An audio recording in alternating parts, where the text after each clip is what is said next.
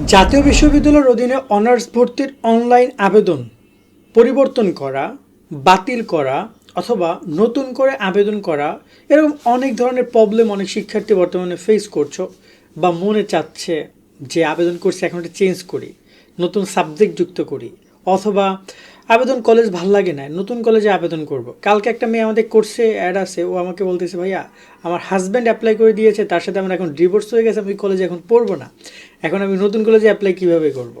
দেখ, ব্যক্তিগত একটা বিষয়, জাস্ট আমি এক্সাম্পল শো দিলাম, আশা করি এটা কোনো মাইন্ড করবে না কেউ। এরকম অনেক প্রবলেমে অনেকে পড়ে গেছো, এখন চাচ্ছ কোনো কারণে সংশোধন করতে, বাতিল করতে, নতুন আবেদন করতে বা সামথিং, এই বিষয়ে ক্লিয়ার করে দেয় এই ভিডিওটাতে সব কিছু। যারা এখন আমাদের চ্যানেল সাবস্ক্রাইব করো না, ফেসবুক ফলো দাও না, দিয়ে রাখো, আমাদের সাথে যুক্ত থাকো।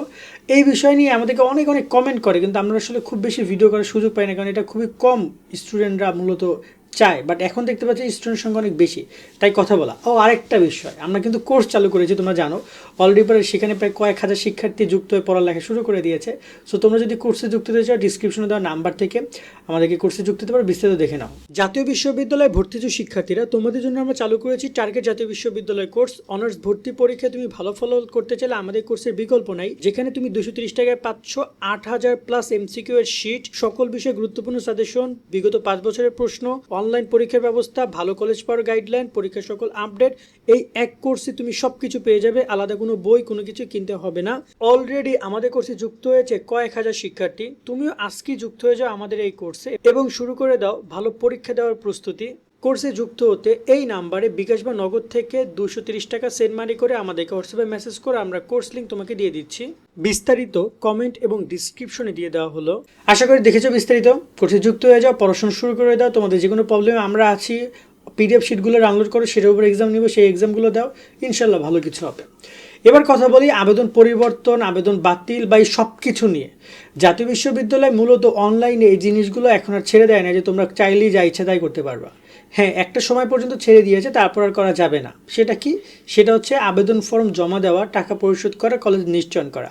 যদি তুমি আবেদন ফর্ম জমা দেওয়া, টাকা জমা দাও এবং আবেদন ফর্ম জমা দেওয়ার পরে কলেজ থেকে তোমাকে রিসিপ্ট করে দেয়, অর্থাৎ তারা কনফার্ম করে দিয়েছে, এরপরে তুমি আর কোনো চেঞ্জ করতে পারছো না। বিশেষ করে তোমার ছবি পরিবর্তন অথবা আবেদন বাতিল করার কোনো সুযোগ আর নেই।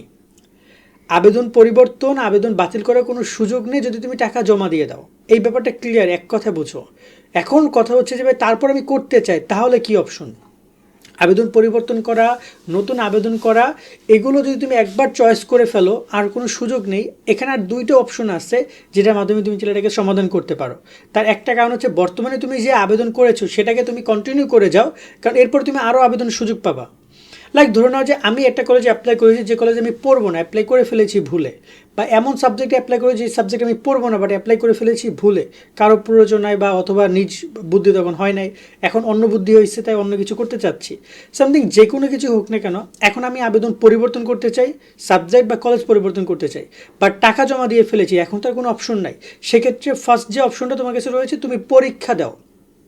পরীক্ষা তুমি তোমার মতো করে দিয়ে দাও, দিয়ে রেজাল্ট পাও। যদি রেজাল্টে ওই কলেজ তুমি চান্স পেয়ে যাও, তাহলে অথবা ওই কলেজে তুমি যদি সাবজেক্ট ভালো সাবজেক্ট পেয়ে যাও বা তোমার পছন্দের সাবজেক্ট পেয়ে যাও, তাহলে ভর্তি হয়ে যাও। যদি মনে হয় যে না আমি ভুল করেছি, আমি এই কলেজে পড়বো না, সাবজেক্টে পড়বো না, তাহলে তুমি ভর্তি হয়েও না। ভর্তি না হলেই তোমার আবেদনটা বাতিল হয়ে যাবে।